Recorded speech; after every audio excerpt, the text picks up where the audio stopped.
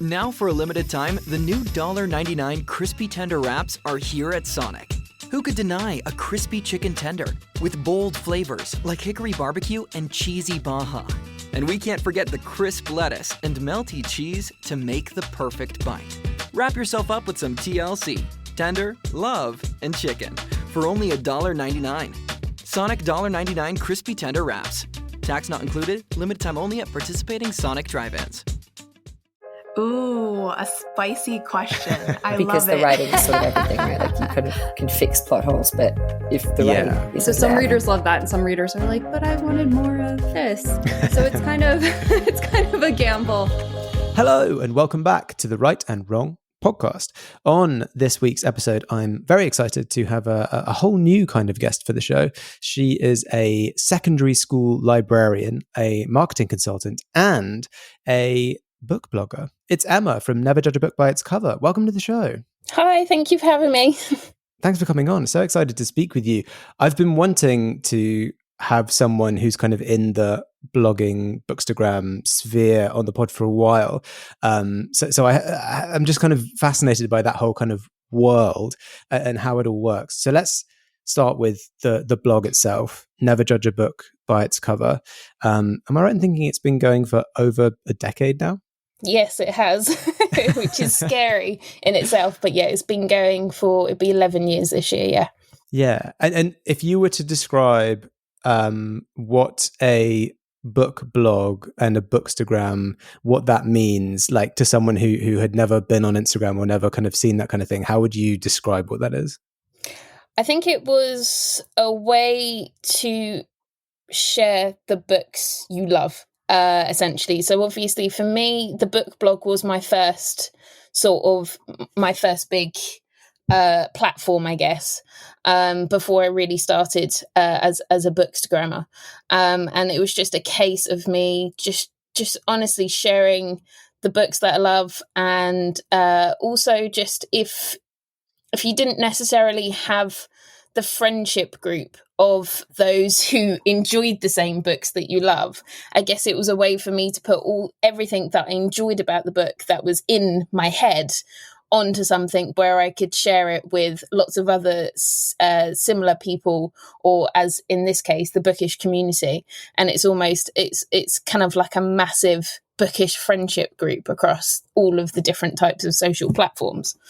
And I got to connect with the authors themselves, which is surreal in itself, because you don't necessarily, at the time when I started, I didn't necessarily think I could meet the people that created those books and that I fell in love with, really. And I have, and through my blog and through Bookstagram, I've been exceptionally lucky to meet the authors, get obviously signed books, go to events, obviously get early copies of books that I can't wait to read, even though my TBR, the only consequence of being a blogger and a Bookstagram is your TBR just gets completely and utterly clogged with new books. It's just never ending. But yeah, I guess that's, if I were to describe it, it's my own outlet for sharing what I love in my own way, my corner of the internet. Yes. But then I get to share it with lots of other people that enjoy the same things as well. Yeah. Any avid reader, I'm sure, will tell you there's nothing more frustrating than reading an amazing book and then having no one to talk about it with. Yeah. So creating your own blog and stuff, just to have a sort of way of communicating with other people who also like enjoyed the thing that you enjoy, it makes a lot of sense, and it's really nice. And as you say, it is just a big community of a big friendship group. Yeah. So across your channels, you have over 20,000 followers or something insane like that. When you first started this blog way back when, did you ever imagine it getting this big?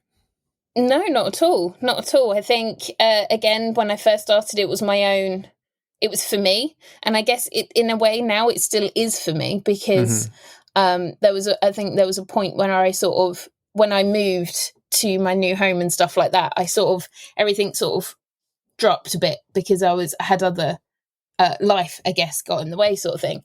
But essentially, it's what I have to remember, especially with Bookstagram being a key one, is that you don't do it for other people. You always have to you want to do it for yourself because it's your own channel. Does that make sense? Yes. And I think sometimes we forget about that. And I think by being a book blogger and having my own website and my platform that's mine and stuff like that, I have to remember it's for me because that's what I love to do, and you have to enjoy it. Yeah, I get that. Because, obviously I don't review or blog books in the same way that you do, but just being part of the sort of publishing and writing community, there is a lot of pressure to read whatever the like new popular thing is. Yeah. Whether that's like something you would normally have read or not. And I fully understand that. Like, I bet the pressure is huge for you to read certain books if it's like trending on Book Talk or something like that. Is there times where there is a book that's sort of blown up and you wouldn't normally read that and you're not really that interested in the subject matter, but you kind of feel the pressure to because the internet is saying, look at this book? Oh, no, absolutely. I think for me, hype books is an issue with me because I don't tend to necessarily enjoy them as much because it's so hyped. And I feel it's that thing of I have to read it, and that will completely turn me off because reading is for you. It's your escapism. And I just feel that I keep coming back to this. It's for you. It's your love of reading, your enjoyment of reading. And when you have a hyped book, it does increase the pressure and unfortunately can send me into a bit of a reading slump, which I always hate. However, this year I read Fourth Wing, which obviously is an incredibly hyped book, generally speaking, and everyone has read it. And I don't know what it was about it, but maybe there's just certain books that just like, I'm just going to pick it up. And that's what I did with Fourth Wing. I picked it up, but then I gave myself that social media break. I didn't look it up online. I didn't scroll on Instagram or anything like that. I very much, and I think that's maybe how I'm going to go forward with hyped books. And it's crazy how I've only just thought of this now, but I have to do it again. I have to do it for myself. So I take a break from the platforms and just read the book, having that time to experience it for myself, because it's you and the book. It's not you, the book, and millions, well, not millions, but obviously thousands of people on various sites. Reading will always be for you because that's what you enjoy, and that's your, again, I keep coming back to that, but that's essentially what I've kind of learnt more this year, which is strange considering I've been doing it for over 10 years. But it's with hyped books, and especially with Fourth Wing, I had the break and I read it completely for myself and I absolutely loved it. And I think that's what you have to remember, I think, if that makes sense. Yeah, no, that makes total sense, because other people's opinions, whether they're, good, bad, or just kind of reactionary, will always color how you experience that book. It will always change the way in which you do it. I mean, I understand completely, because this is how Breaking Bad was kind of ruined for me, because everyone kept telling me how amazing it was, to the point where I was like, I just don't want to watch it because no one will shut up about it. And it's an unpopular opinion, but that was ruined for me in that way. Getting back to you, now that you have this kind of quite big following, I'm guessing when you started this, it was a little bit more casual, but because you've got a sort of art direction, it's a whole curated thing. I imagine a lot of work goes into it. Is there kind of a strict schedule that you have to stay on top of your posts and your kind of like reading and things like that? I would love to say yes, but and a lot of people who maybe have more following than I do or anything like that will definitely say yes. For me, so for example, for my blog, it was very. When I first started, that was all it was. It was just my blog. It didn't have Instagram. I was on X or Twitter, obviously, as it was then. And I was on there a bit, and it was just me and my blog, and I would just read the book and I would review it. There was no set time. I didn't look at the views or what's the best time to post it or anything like that. It was very casual, very ad hoc. And I loved that.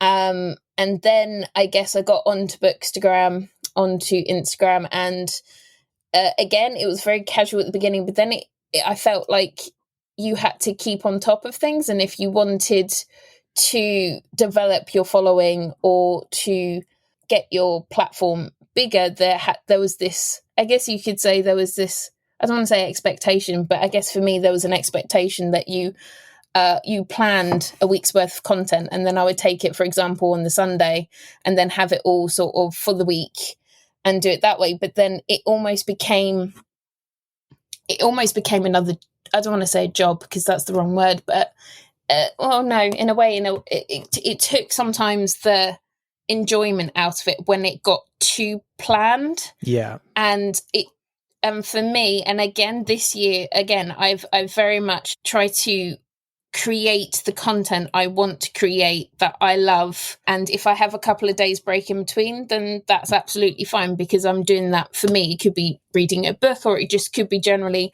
I don't have anything I want to share today, so I won't post. So I think nowadays, I post what I love. And yes, I do a bit of planning sort of at the weekend, because obviously when I'm at work, I need that to be sort of organised and stuff. And obviously, as we're getting into the autumn, winter weather, your lighting won't be as great in terms of when I take my photos and stuff. So I take them at the weekend. So a bit of pre-planning now does occur, but not as much as it used to be, because I'm now doing it purely for the enjoyment. Mm-hmm. And I think that's the key thing that, again, I've learnt with everything this year in terms of my blog and reading and stuff. You do it for you and you do it for the enjoyment. But I guess back in COVID times, which the pandemic, when that platform, my blog, my Bookstagram, my Instagram, that's all we sort of, that was, I guess, kind of a lifesaver in a way, because it still kept us sort of creating, and you enjoyed it more, because obviously we were in a time where we couldn't do very much else outside of our own household. So by having that platform and that bookish community, I think that's where it kind of developed a lot more, because everyone was pretty much online all the time. So it had a period of having I had a really heavy online presence, and I still do, but now I do it. I just prioritize it and organize it differently so that I'm enjoying it a lot more and doesn't feel quite so pressured. Does that make sense? Yeah, I get it. So it sounds like, when you started this, it was very much a fun thing. And then as you kind of built more of a following, you tried to sort of make everything a bit more regimented and like really kind of see how big this thing could grow, to a point where I think it probably became a bit much, as you say, like almost a second job. Mm-hmm. And now it sounds like you're finding a balance between doing what you want to do with a little bit of the organization when you need to do organization, but not overthinking it too much.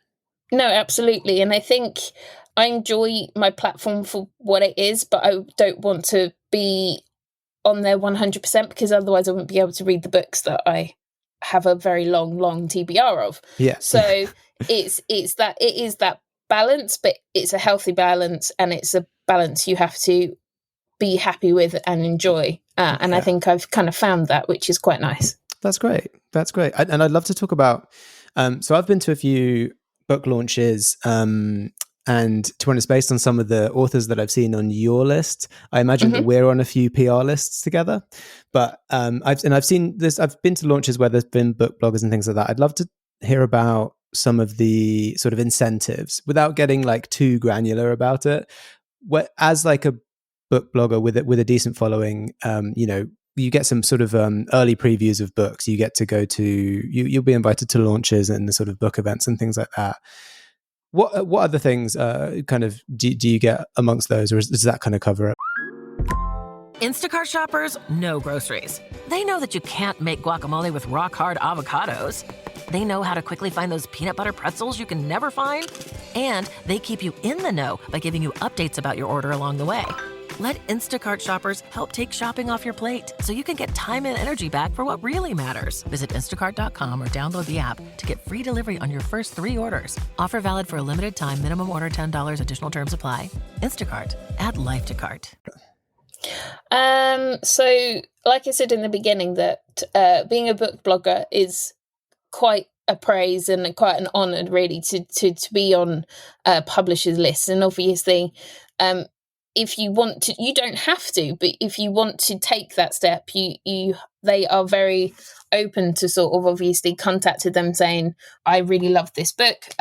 Could I possibly go on a mailing list and it's been an honour to be on that. And I'm still going on different lists as well, which is great, because obviously my book taste may change, or there's different types of obviously genres and stuff like that. I mean, I think the one, probably the best thing really is in sort of my decade, I've been very lucky that my book reviews have made it onto quotes of some of my favourite authors' books on the actual final copies. Amazing. So for me, that's probably my highlight, and also just connecting with authors, generally speaking. And obviously, I've been to some book launches, and I think being able to share your love for an author or for a specific book, and to, I think another reward, I think just even from a book blogger / librarian perspective, it's almost saying, I really love this book, and sharing it with other people, and then they come back to you and saying, I picked up your book or the book you recommended and I absolutely loved it. So it's the small things, it's the little things like that, that sort of, as a book blogger, or even generally as a bookworm, I absolutely love that. But I think for me as a book blogger, whilst I love receiving proof copies and also getting sort of like really cool boxes, so sometimes I get a PR package and it could be the final book with some merchandise attached to it and stuff like that, and being invited to book launches and seeing the publishing houses and going into those sorts of things.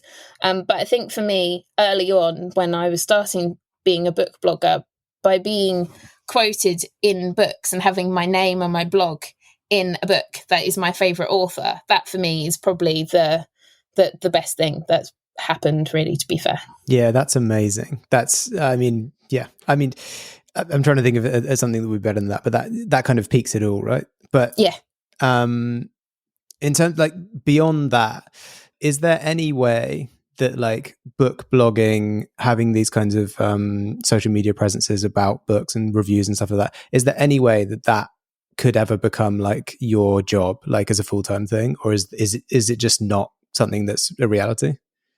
It could be if because obviously there's quite a few book bloggers or content creators, bookish content creators, that obviously build their platform also very much on, they can charge for certain things and stuff like that. Okay.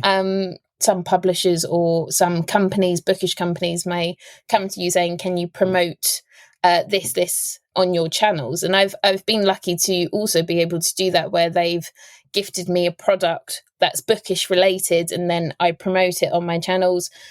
Majority of them are sort of free in exchange for, but I've obviously been very lucky that you can get paid ad promotion, if that makes sense. So on my Instagram, I might do a paid promotion on a certain thing. In terms of having it as a full-time job, I don't think I would be able to really do that. Some might be able to, but I think for me, I enjoy it as a separate outlet that's just as a hobby, really. Yes. Yeah. And I think I'd continue it as a hobby, because I would, if I had it as something that was full-time, I think I wouldn't want to, how should I put it? I wouldn't want it to lose that love for it, having to do it all. Does that make sense? It's like sometimes when you have too much of something, you can lose the love for it just slightly. But having it as a hobby and as a side outlet sort of thing, I absolutely love that, because again, it's my escapism from what I do on a daily basis as well. Yes, and then it would no longer be an escape; it would be the daily basis if it was your Exactly. The thing that I've seen, sort of bookish content creators, where it kind of works, and I assume that they're doing it full time, is when they are on YouTube and they kind of convert that audience onto YouTube. So, but that's a whole different kettle of fish. I don't know enough about that to talk about that. let's get on to you mentioned it before, and I mentioned it in the intro. You this isn't the only thing you do. This is a fun project that you do on the side. You also work in marketing, and very interesting to me is you are a librarian for a secondary school librarian. Which now that you mentioned it just a second ago, I realize is in some ways there's a lot of crossover with being a book blogger, where it's a lot of it is about you looking at books, giving your recommendation, and then people liking your recommendation and coming back to you and saying, blah, blah, blah, I liked that. What else have you got for me? What are the I mean, I think we all know, the basics of what it is to be a school librarian as someone from the outside looking in. What does it entail beyond sitting behind the desk and shushing people when they're loud? So I'm in a unique position because when I first started my role as secondary school librarian, it was one school. So I work for a girls' school, but I also work for a boys' school. So I have two libraries. I manage two libraries.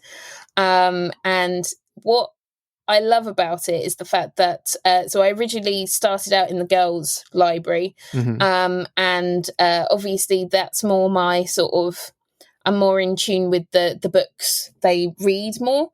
But what I've loved is that it's developed into a role that I manage sort of the girls and the boys, and it's seeing the different dynamic and how they what they read and the different types of books they read. So it's every day is always different, and I love that.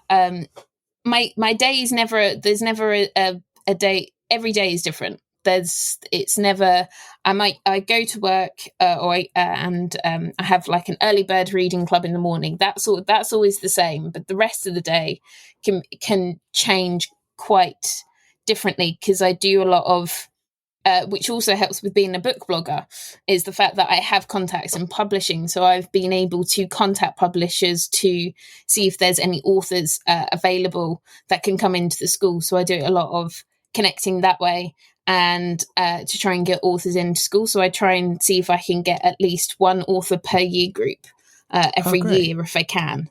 And I link with different bookshops as well. So I've got a bookshop in Kew, which is the Kew Bookshop, and it's a really lovely independent bookshop. So it's also supporting outlets and bookish outlets outside of work as well, which I really, really love. And we organise sort of borough challenges. So we have sort of like the Carnegie Award, or we have our own local book award. So I meet with the librarians of the actual borough, and we do various meetings, maybe once a term, discuss what we could do as a borough to promote reading and get sort of some of the kids outside of school to sort of participate in those programs, which is really, really nice. It's really hard to sum up what kind of happens as a librarian because I do so much. I'm one of those people that can't just sit behind the desk. I love sitting behind the desk, but also it's nice to go out of behind my desk and talk to the students and recommend my books. I love doing displays because I'm quite a creative person. So I love creating different types of book displays. I try and get a lot of all the different staff involved across the whole school. Uh-huh. So it's a very much a whole school, trying to build a whole school reading culture. Yeah. And I help with reading lessons through English department, and every day is different. And I think that's why I love it. And because the books that I read are very much similar to the ones that obviously the students read, which helps quite a lot. And I love having that connection with the students, thinking I've read this book, you will really enjoy it. And it's a very rewarding and fulfilling role that I absolutely love. And I genuinely obviously love my job, and I don't see me doing anything else. While I have other roles that I do, and being a book blogger really helps with that because I have that platform that I can help to support students. And I think the other thing being a librarian is having someone who struggles to read and trying my hardest to try and get them into reading. Whilst it's a challenge, it's one I fully accept every day, but it's always rewarding to have someone come up to me saying, "Miss, I absolutely love this book." And it's just, I'm a reader, and I have a community and a platform full of bookish people and readers and avid readers, and we love books. But to try and get someone who struggles and get them onto that journey, that's probably one of my favorite things. And although I have a group of students that love reading generally, and it's just building that. So it's maintaining the ones that love reading, and having those conversations that I absolutely love. And then there's also the ones that are the challenge, but that's something that I do on a daily basis that I just love. Trying to get them into reading is just so important. And so it is just honestly so rewarding. Well, that's great to hear. I mean, you're obviously extremely passionate about it, and it does sound like it works sort of not like a separate role from your blogging. It's very much a sort of in tandem role. It's almost like an extension of it in some ways. No, absolutely. And I think obviously I started the book blog over a decade ago, and I didn't when I left school sixth form. I didn't really know what I wanted to do. So my first job was a Saturday library assistant in a public library. And that was based on my passion for books, because I absolutely loved reading. And then I worked my way sort of up from there within the same space. And then I wanted to do something different. So obviously this secondary school librarian position came up.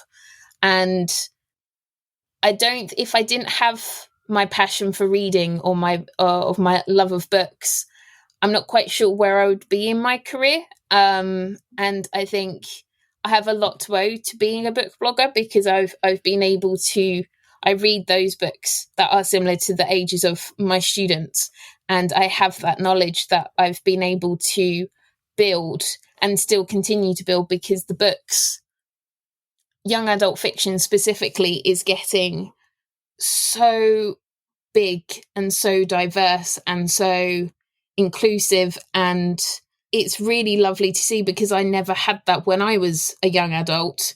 And it's amazing to see that books are finally, it's just that there's a book for everyone, and I love seeing that both as a book blogger and as a secondary school librarian. Yes. Yeah, no, it's true. I mean, and it's not just YA. It's like, the whole kind of all of publishing is sort of growing outwards, and there is much more inclusivity, I would say. Yes. Well, we're heading towards the end of the episode, and before we do get to the final question, I have to ask. You're obviously very passionate about books and reading. Have you ever written any stories of your own, or maybe have plans to one day?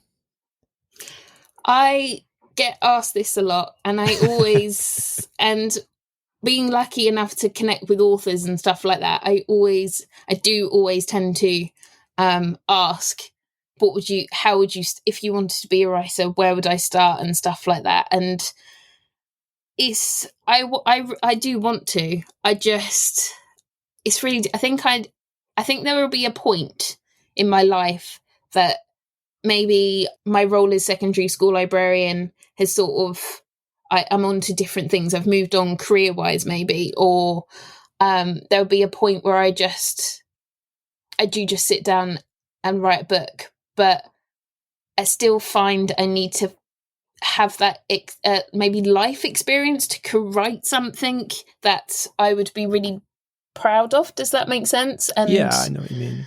And I read so much that I would never want to write something so close to that. And I know, and we can be inspired by a lot of literature and stuff like that, but it's a difficult one. I would love to. I've never sat down and said, I'm going to write something. So maybe in my head, I've got to do that.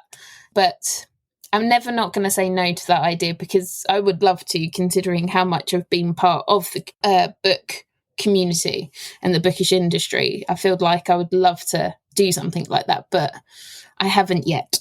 Yes, I understand. It's a never say never kind of thing. Yeah. But I think in a similar way to with your blog, where at one point I think you were kind of over focusing and scheduling, it sounds like, and you've kind of wound that back a bit, and you're kind of taking the pressure off yourself. I think with writing that's true as well. You just got to write for fun and not put pressure on yourself and go for it. But one day I look forward to reading big things from you, Emma. Thank you. And that brings us to the final question, which as always is, Emma, if you were stranded on a desert island with a single book, which book would it be? So I've been thinking about this, and it's a book that constantly changes. I have my favourite books, but at the moment I'm very obsessed with Heartstopper. So I would probably have to say, just because it's a massive comfort read, and it's just one you can constantly read, I would probably say Heartstopper at this time. At this time, but others could include Twilight, which was obviously my first, the book that got me into reading massively, into the young adult literature. And another one would probably be How Hard Can Love Be by Holly Baum. But I know that's 3 and I shouldn't have 3. But at this point, I'm going to go with Heartstopper. Today it's Heartstopper. Okay. Yes. Next week, maybe something different. But today it's Heartstopper. Yeah. Amazing. Well, thank you so much, Emma, for coming on the podcast, telling us all about all of your kind of experiences with the book blogging and what that whole world looks like to you, and working in a library. It's been really cool chatting with you. It's been really fascinating for me. Thank you so much for coming on. Thank you so much for having me. You're so welcome. And for anyone looking to keep up with what Emma's doing and what's going on with the blog, you can follow the blog on all socials at Never Judge a Book. So that's Never Judge a Book, but without the first E, NVER. And you can just head over to the website www.neverjudgeabookbyitscover.co.uk. To make sure you don't miss an episode of this podcast, follow along on Twitter, Instagram, TikTok, and Facebook. You can support the show on Patreon. And for more bookish chat, check out my other podcast, The Chosen Ones, and other tropes. Thanks again to Emma, and thanks to everyone listening. We'll catch you on the next episode.